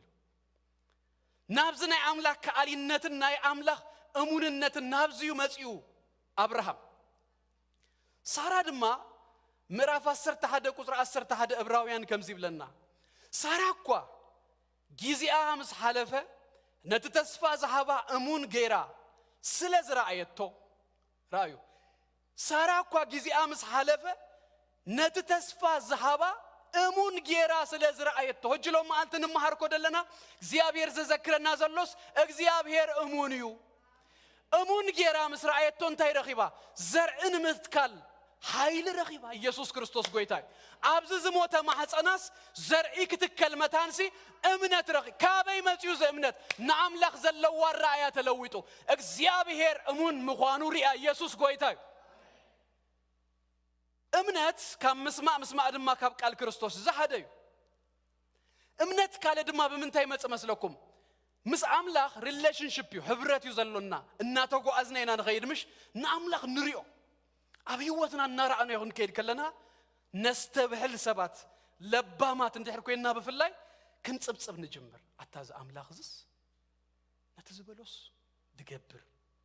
ደይጠልም አምላኽ እናበልካ እናረኣኻ እምነትካ ኣብዚሲ ስጥም እናበለ ካብ ጠቕሲ ምፍላጥ ሕልፍ ድበለ ኤክስፒሪየንስ እናሓዝካ ንቕደ ይብል ነገር እናኣተወካ ይድኸይድ ኦብዘርቬሽን ዝበሃል ነገር ኣገዳሲ እዩ ኣብ መዝሙረ ዳዊት ብዙሕ ትረኽቡ ኢኹም ዳዊት እጂ ጻድቕ ጠምዩ ተደርቢዩ ደቁ ድማ ኩሉ ክልምኑስ ኣይረኣኹን ኢሉ ምሽ እንታይ ማለት እዩ እዚ ኣይረኣኹን ካብ ናተይ ኤክስፒሪየንስ ክርኢ ከለኹ ሲ ንእግዚአብሔር ዝሰዓበስ ኣይድርበን ንእግዚአብሔር ዝሰዓበስ ኣይጠምን እግዚአብሔር ሲ እሙን አምላኽ እዩ ኣይድርብን እዩ ነዝስ ኦብዘርቭ ገይረለኹ ሪኤ ኣለኹ ኣቱም ሰባት ካብቲ ንጎይታ ዝፈለጥናሉ ዘመን ኣይረኣናን ዶ ናይ አምላኽ ነገር ናይ አምላኽ ኢድ ናይ አምላኽ ነገር ናይ አምላኽ ምትእምማን ናይ አምላኽ እሙን ምዃን ኣይረኣናን ዶ እዞም ሰባቱን ከምኡ እንዳኾነ የመጽዮም ኣብ ዘፍጥረት 13 ኣብ ዘፍጥረት እስራ ናብ ግብፅን ናብ ጌራርን ከይዶም አብርሃምን ሳራ ኣብ ክልቲኡ ቦታታት አብርሃም ሃስዩ እዚኣ ሰበይታ ኣይኮነትን ሓፍተይ እዩ እሱ ሃስዩ ዳርጋ ኣሊፉ ሂብዋ አብርሃምን ሳራን ኣይተኣመኑን አምላክ ግና እሙን ኮይኑ ይጸንዩ ዝገርም ከማን ኣብ ጌራር አረዚ ንመጀመሪያ ጊዜ ነቢይ ዝብላው ይኹም ትረኽቡ ኣብ ዘፍጥረት እስራ ናተይ ነቢይ እዩ ከይትትንኪሉ ሕጂ አብርሃምን ሳራን ሪኹም ንሳቶም ኣብ ዘይተኣመኑሉ ኣብዚ ወደቁሉ ግዜ እኳ እግዚአብሔር ግን ዘተኣማምን ዘይድርቢ አምላኽ ምዃኑስ ተረዲኦም ኢየሱስ ጎይታ እዩ እጅት ምንዋሕ ግዜ ዘፍርሕ እኳ እንተኾነ ነገር ግን ክሪዮ ገለውስ ካብኡ ዝበለጸስ ናይ እግዚአብሔር ምትእምማን እናርአዩ መጽኦም ኢየሱስ ክርስቶስ ጎይታ እዩ እግዚአብሔር አምላኽ በባህሪው እንታይ ድብል ደለኹ እሙን አምላኽ እዩ ስለዚህ አሎሚ አባኻ ሎሚ አባይ በጽዩስ ዝመንነቱ አይቀየር ነናኳ ተጠለምናዮስ እሱ ንገዛ እርሱ ክሕዳ ስለዘይከል እሙን ኮይኑ ይዝነብር አብርሃምን ሳራን እና ተለዋወጡ እና ወደቁ ናብዝን ናብትን እንታበሉስ እሱ ግን እሙን ኮይኑ ጸኒህዎ ይህልዎ እና ሐሰወስ ነብዬ እናበለስ ይከላኸለሉ ይጋርደሉ ንሁላ ቤት አጽይዋ በቃ በዘገርም መንገድስ ስለዚህ ናይ በዓል አብርሃም እምነት እናወሰኸ ስለዚህ ናምንታይ በጽይ ሐሳራ እሙን ምዃኑ ረአየት ኢየሱስ ጎይታ ብዛዕባ እግዚአብሔር ክዛረብ ከሎ መጽሐፍ ቅዱስ ከውሂ ይብል ይምሽ እዝኮ ምስ እሙንነቱ ዝኸይድ ቃል እዩ እግዚአብሔር ሲ ከውሂ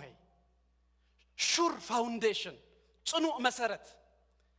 ተደግፍካዮስ ህይወት ካቡ ሰሪትካስ ደውደቀካ ተሸራሪፉስ ሂዙካ ንገደል ዝኸይድ አምላኽ ሲ አይኮነን ኢየሱስ ክርስቶስ ጎይታ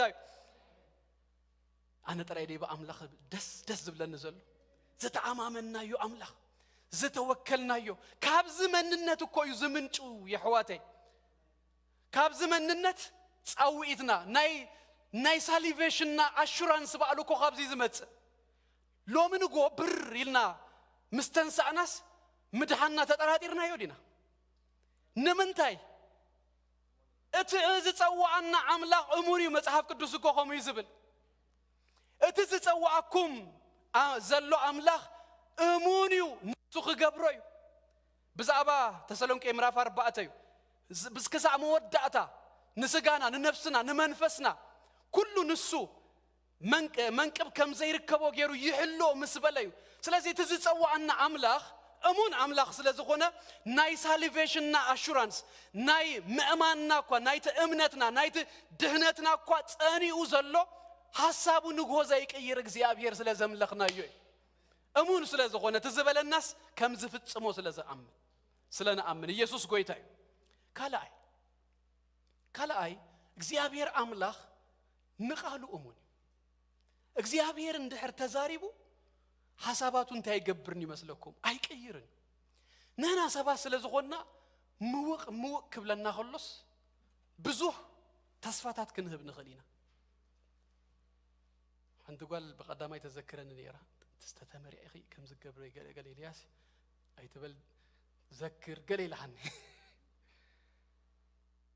እግዚአብሔር ግና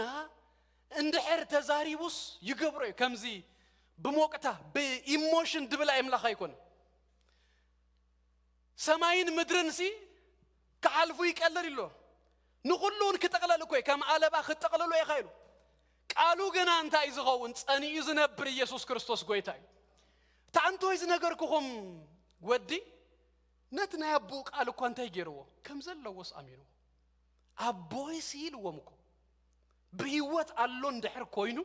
ጅሪኹም በህይወት ምህላው እንደይምህላውን ሰብ ስለዝኾነ ይኽእል ዲዩ አይክልን ሰብ ስለዝኾነ ናተይ እናትኩምን አምላክ ግን ከሙ ዘብል ይብሉ ስለዚህ ትዝበለናስ አይቀይሮ አይለውጦ እሙን አምላክ ኢየሱስ ጎይታ ድንገት ሐሳብ አይቀይረለሁ ድብል አምላክ አይኮነ ድንገት ትማል ዝበልኩ ኻስ ሙቅ ኢላትንያ ሲሒተ ገለስ አይብልንዩ ነታ ዝበለና ከምቲ ዘለዎስ ዝገብሮ ዝፍጽም አምላክ ንቃሉ እግዚአብሔር እንታዩ እሙን እዩ ሂዝ አ ፌዝፉል ጋድ ኢየሱስ ጎይታ እዩ ኣብ መጽሐፍ ቅዱስ ካብ ዘለው አንቶ የሳሚ ጠቅሶ ነይርም ክልተ ሰባት አለው ና ምንታይ ኢና ክነእትዎም ኢለ ድገርመኒ ሰባት ሎጥን በልዓምን ናይ አምላክ ዲና ክንብሎ ኣብቲ ኤጅ ድነብሩ በቃ ዳርጋ አይነት ሰባት እዩ ንክልትዮም ድማ ጴጥሮስ ዝተዛረበሎም ነገር ይመሊሱ ክስታይ ዝገብረኒ ጴጥሮስ ንሎጥ ጻድቅ ሎጥ ኢለወሎ ብዛዕባ በልዓም ድማ መንገድ ዓመጽ ናይ ዓስቢ ነገር ከም ዝወሰደ ብገንዘብ ከም ተታለለ ይነግረና ማለት እዩ ነገር ግን በልዓም ክትሪእዎ ከለኹም በመንገድ ዓመጻ በአስቢ كستاي كم زجبر أكوا بيتروس نجيرنا يون إحنا ونابت زهول كتاريخ ونريئنا بزعبا عملاق جلز الزهربوم نجارات بالعام جن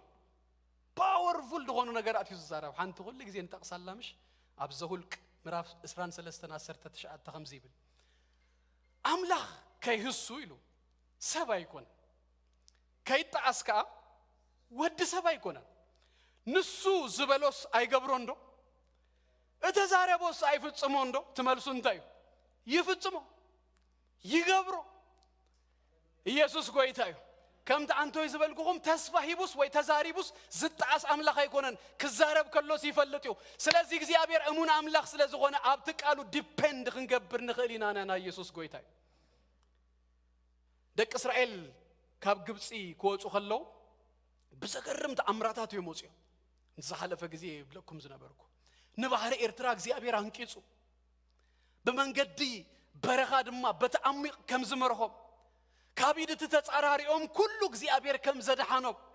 مزمور داويت دحراي مسحلفه يترخلنا مو نسو تبجي ومابصي ومنتسعررتهم كا ابت مايات انتي غبرو يملنا دفنوم يبلنا مس دفنوم شو نقالاتو امنو يبل مس دفنوم قال كله مسرعيو السم مصحف قدوس اينبروم ريهم كغبر الله وغله ነገር أنا نسخاتكم من جن حجي بمرعاي كنا نأمن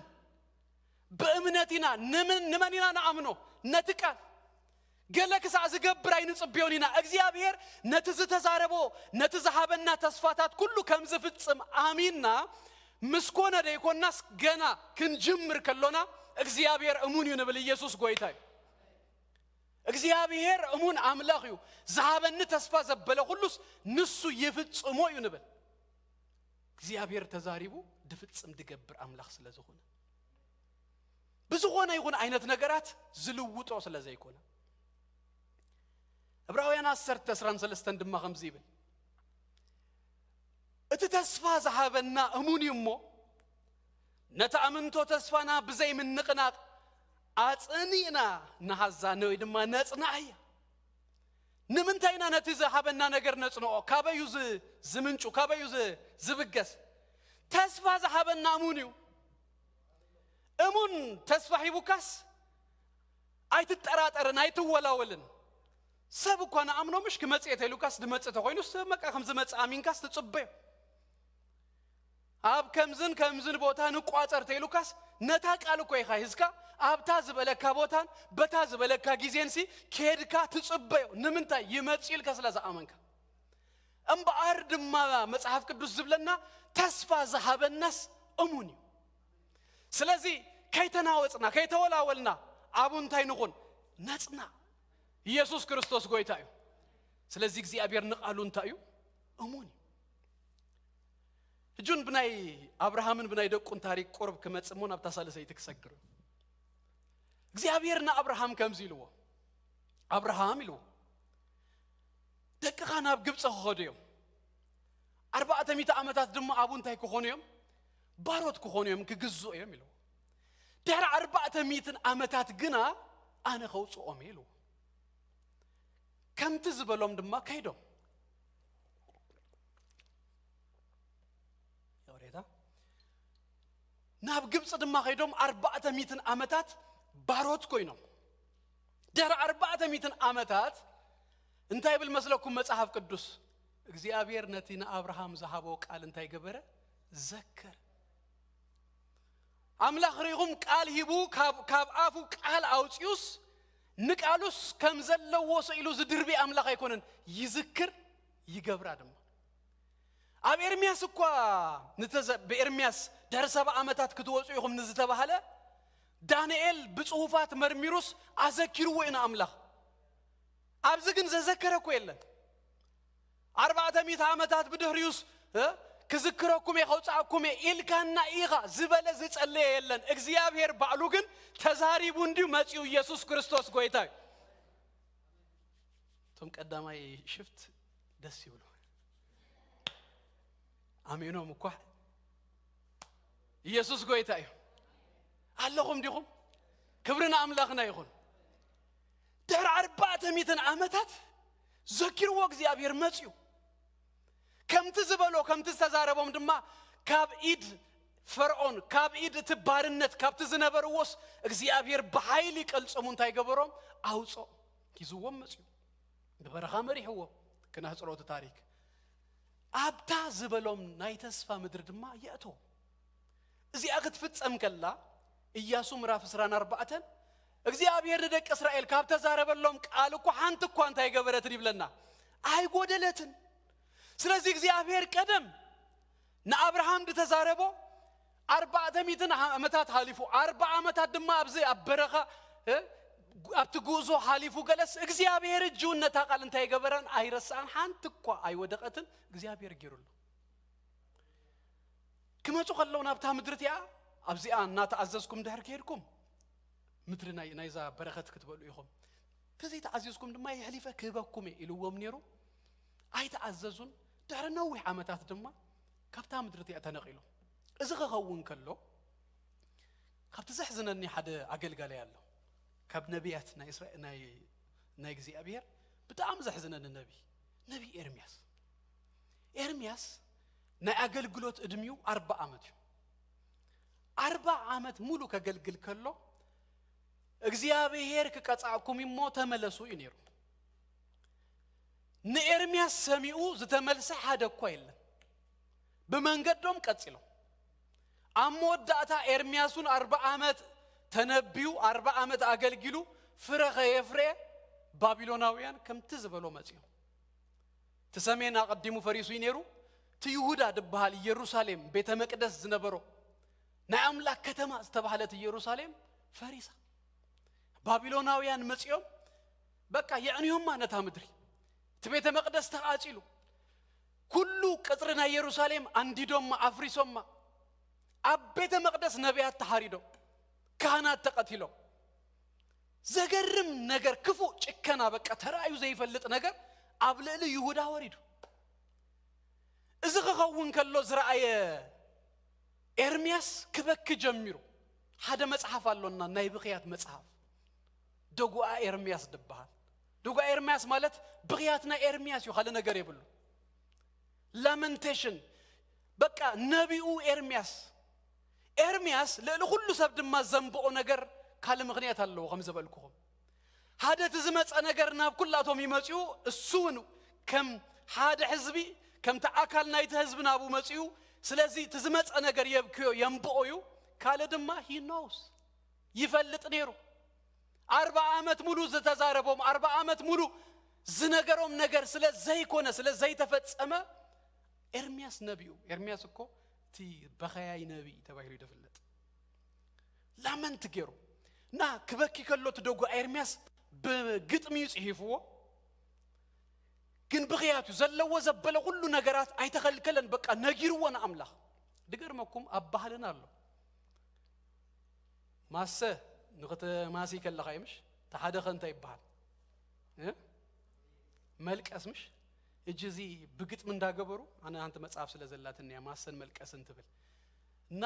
ትማሰሎቲ ከሞጋገሱ ከለው ተመልቀስ ድማ ሰብክ መውት ከሎ ገለስ ብግጥም እንዳገበሩስ ነትናይ ውሽጥ ጠኻ ነገር ሲ መግለጽ እዩ ይቻናል እዩ ባይዘው ሱም ባሉሲ ናይት ጓሂኻ ናይትናይ ውሽጥ ጠኻ ነገር ሲ በዜማ እንዳገበርካ ተውጹ ኤርምያስ ከሙ እንዳገበረ ከበኪ ጀሚሩ ከውጽ ጀሚሩ ትኪ ናይ ኢየሩሳሌም እና ጨኖ አውያት ናይ ደቃ እና ሰምዐ መፍረራስ ናይታ ናይ አምላክ ከተማ እና ረአየ በግዩ አማ አኸል በግያቱ ግን ሓደ ነገር ይሉ ሓደ ተስፋሪው ዶጋ ኤርምያስ ምዕራፍ 3 ቁጥር 12 ከምዚ ይብል ምህረቱ አይተወደአን ይሞ ጠራስ ዘይጠፋናስ ጸጋ እግዚአብሔር እዩ አብ ጸጽባህ ሐድሽ ይሉ እሙን ምዃንካ አብዩ ዋው ረአዩ ናይ እግዚአብሔር እሙንነት እንባባ ብዝንስነሰሉ ጊዜ ጥራ ይኮነን ከበሮ አብዝውቃሉ ጊዜ ጥራ ይኮነን እግዚአብሔር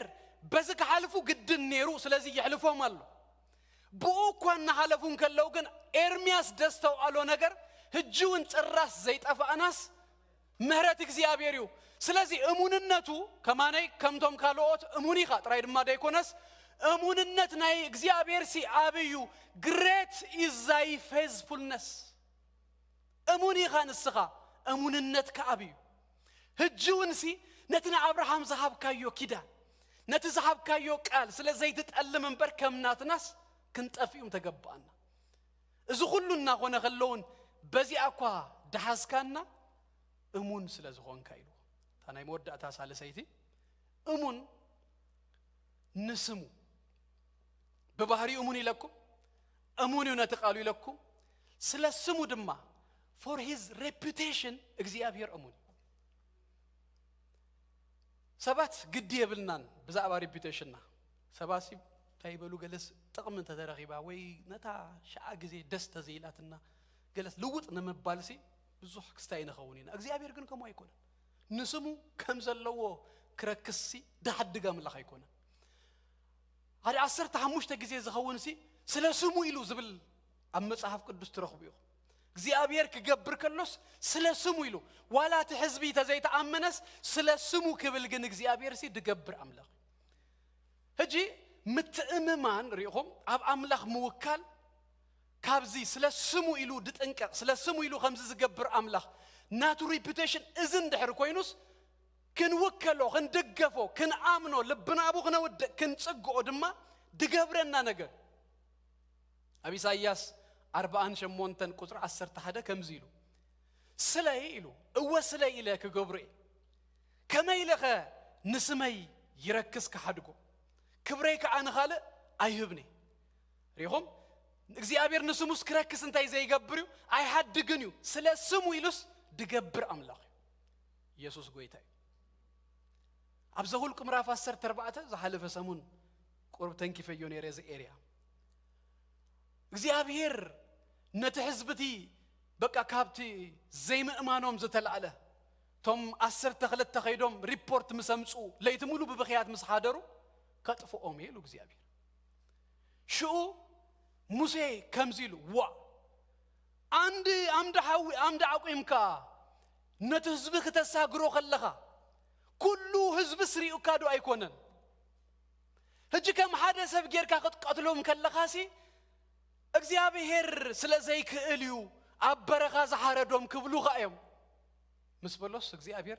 ስለ ስሙ ኢሉ ነቲ ነገር እንታይ ገበሩ ይብለና ተጣዓሰሉ ህጂ ናይ እግዚአብሔር reputation ሲ ናይ እግዚአብሔር ስም ሲ ኣብ ዘመናት ማእኸላይ ተበላሽወትን ዘተአማምን እዩ ናይ እግዚአብሔር ነገር በዚያ ታሪክ ክዛዘመልኩም በዚያ ነገር ህጂ ኣብዛ አድሪኹም ኣለኹም መብራህቲ ከም ዘይ ተቋርጽ ኢና ነፈልጥ حقي كل ديس الله دغرمكم ابز قرب نانوه مسكده تتصن ሁሉ ጊዜ ናይ ቀደም ትርስዎ ይኹ ኣብ አፍሪካ ግን ከምዚ ኮይ ኮነት ድንገት እንታይ ትኸውን ያ ድርግም ትብልያ ሕልም ትብልያ ተጠፍያ ናይ ሎሚ አመትን ገለን ኣብ አዲስ አበባ ናይ ገሊዮ ማህዋት እኮ ዘይሎን መስለኒ ኣብቲ ቸርች እንዳገልገልኩን ከለኹ አማኸልቲ ስብከት መብራህት ጠፊያ ህጂ ሓንሳ ኢሎምኒ አይተረዳእንና ለካ ተሓንሳ እንታይ አኒራ ጀነሬተር ክውሉ እዩ ጀነሬተር ወሊኦም አተሓይዞማ ታ ፕሮግራም ቀጽላ ታ ስብከት ቀጽላ ህጂ ኣብቲ ቸርች መብራህቲ ክጠፍ ከም ዝኽእል ስለዝፈልጡ ንማንኛውም እንታይ ተታሒዙሎ ጀነሬተር ተታሒዙሎ ናይ አፍሪካ ዘሎሪኹም ናይ ኤሌክትሪክ ካምፓኒ ሪፑቴሽኑ ድንገት ድርግም ከብለልካ ስለዝኽእል ንማንኛውም ፕላን ቢ የድልየካ ኣብዚ ግን ቅድሜና ንዝነበሩ ወይ ገለ መጺናውን ምስርዓና ጠፊው አይፈልጥም ስለዚህ ጀነሬተር ኣብ ገዙ ዘለዎ ኣብ ቸርች ዘለዎ ሰብ የለን ንተአማመን ከም ዝቅጽ እግዚአብሔር አምላኽና ድማ ይድብለኩም ደለኹ ደተአማመን አምላኽ ፕላን ቢ አይለየካን እዩ ድንገት ከም ዝንተኾነ ድንገት ተቋረጾ ድንገት ተበሎ ኖ ንሱ ዝኽእል አምላኽ እዩ ደቋርጽ ዘተአማመን ጽኑ መሰረት እዩ እግዚአብሔር እንተ ተወከልናዮ እንተ ልብናቡን ተውደቅና እንተ ተደገፍናዮ ሲ ድንገት ሻምብቆ አይኮነን ስብር ዝብል እግዚአብሔር ዘተአማምን አምላኽ እዩ ኢየሱስ ክርስቶስ ጎይታ እዩ ስለዚህ እግዚአብሔር አምላኽናስ እሙን አምላኽ እዩ እሙን እዩ ባይ ኔቸር ነትዝበሎ ቃል እሙን እዩ እግዚአብሔር ስለ ስሙን እግዚአብሔር እንታዩ እሙን ስቂሉስ ስሙ ክረክስ ዝሐድግ አምላኽ አይኮነን ኢየሱስ ክርስቶስ ጎይታ እዩ ኩላትና ካብ ዘለናዮ ተሲና ንጸልይ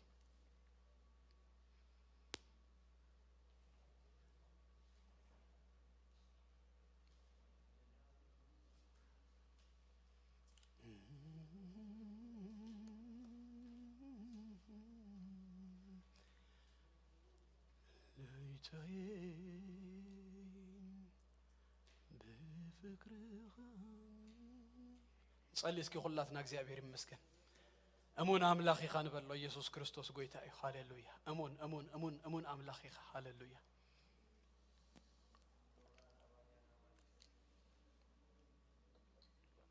ሃሌሉያ ሃሌሉያ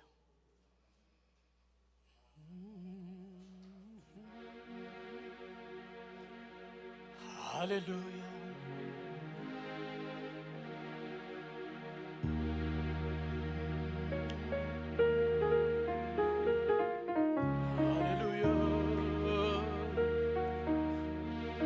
ሃሌሉያ ነምልኾ አምላኽ እሙን አምላኽ God is faithful እግዚአብሔር እሙን አምላኽ የዳውና ዘርጊህና እስኪ ንመወዳእታ እግዚአብሔር ይባረኽ ኣብ ሰዓትና ኢና ዘለና ጆኹ 6 ደቂቃ ኣለዋና ሃሌሉያ እስኪ ዳውና ዘርጊህና እሙን አምላኽ ኢኻ ንበሎ እግዚአብሔር ይባረኽ የስ እሙን አምላኽ ኢኻ ንስኻ እሙን አምላኽ ኢኻ ንስኻ ሃሌሉያ ሃሌሉያ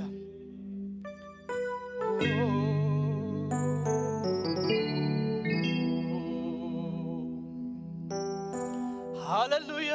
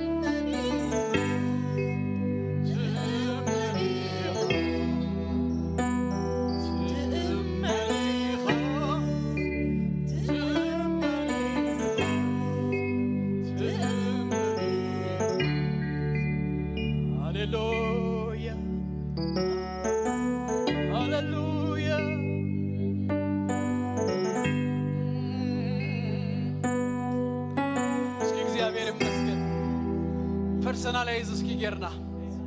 ህይወትና እስኪ ንጠምት ንርአይ ሞን ደሪት ምልስ ይልና አሙንነትና እግዚአብሔር ዝርአናሉ ዘበለ ሁሉ እስኪ ኖና ሐሰብና ጅስኪ የስ ለሙን ይኻበሉ የስ ትእመን ይኻሰኻ የስ ለአሙንነት ካይ መስግነካ ለኹ በልዎ እግዚአብሔር ይባረክ ጠምቱ ሃሌሉያ አብለብና ኸእተመታን እናትና ሆይኑ ንዘልዓለም ከተረፍነታ ሃሌሉያ ሰለይ ይከብለና ኸጓዕዘና መታን አሙንነትና እግዚአብሔር እስኪ ንርአይ ንዘክር እስኪ እግዚአብሔር ይባረክ ንደሪት ተመለሱ እስኪ አሙንነትና እግዚአብሔር ድርዓኹም ሁሉ ሃሌሉያ ኢዝ ፌዝፉል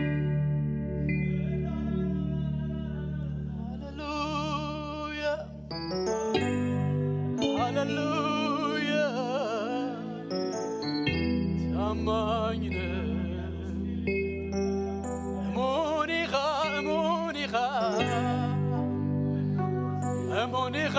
እሙኒኻ ተስፋ ኣብዝ ቆረጽናሉ ጊዜ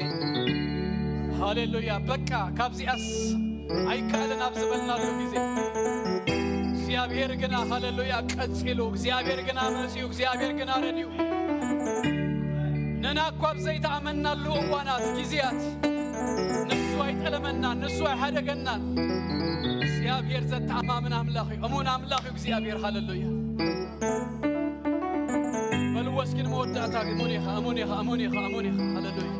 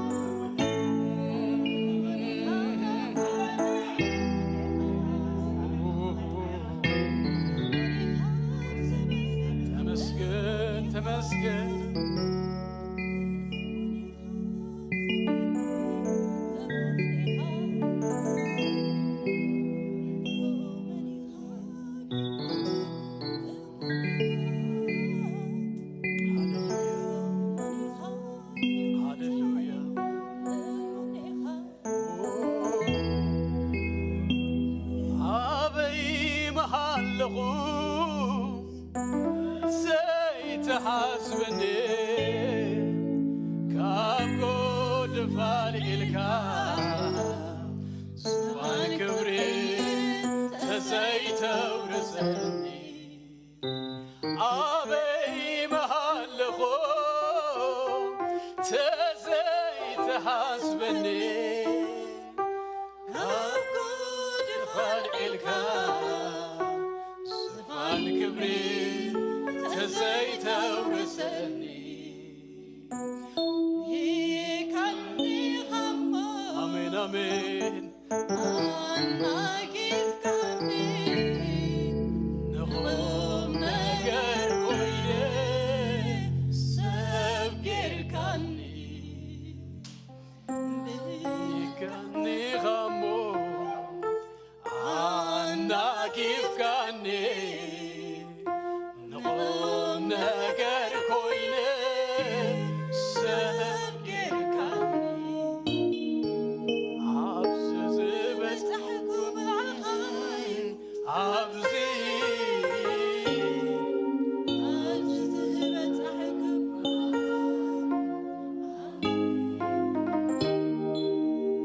ኣብዚ ዘብፃካኒ ንስኻ ኢኻ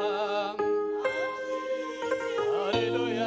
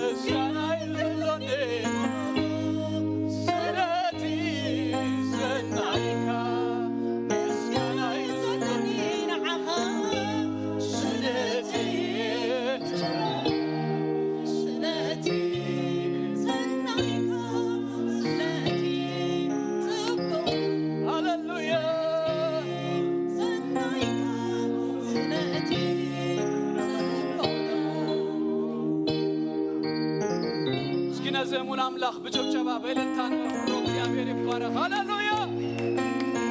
ሃሌሉያ ሃሌሉያ ሃሌሉያ።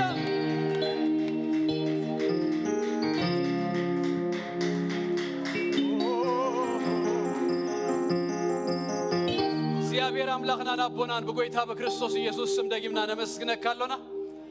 ጎይታ መንነት ካጸቢቆ ከፍለጠና እግዚአብሔር ክንርዳ መመሊስ ካና ባኻ ተቀርበና ከተጸጋና የእንትና ደማ ከተከፍቶ እሞን ምዃንካ እግዚአብሔር አምላኺ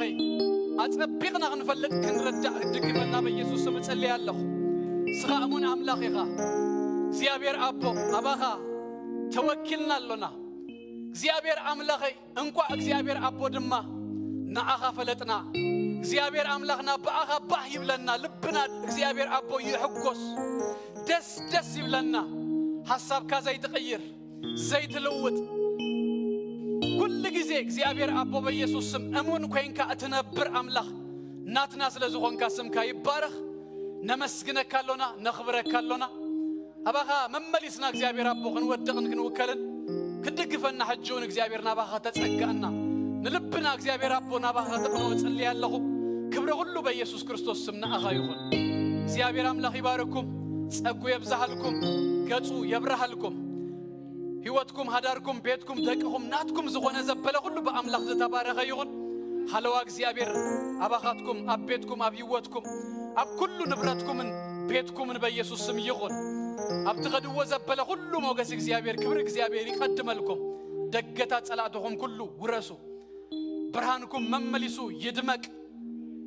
ሰሙንኩም በኢየሱስ ስም ተባረከ ይሁን። ጎይታ ኢየሱስ ይባረክኩም በሰላም ኪዶ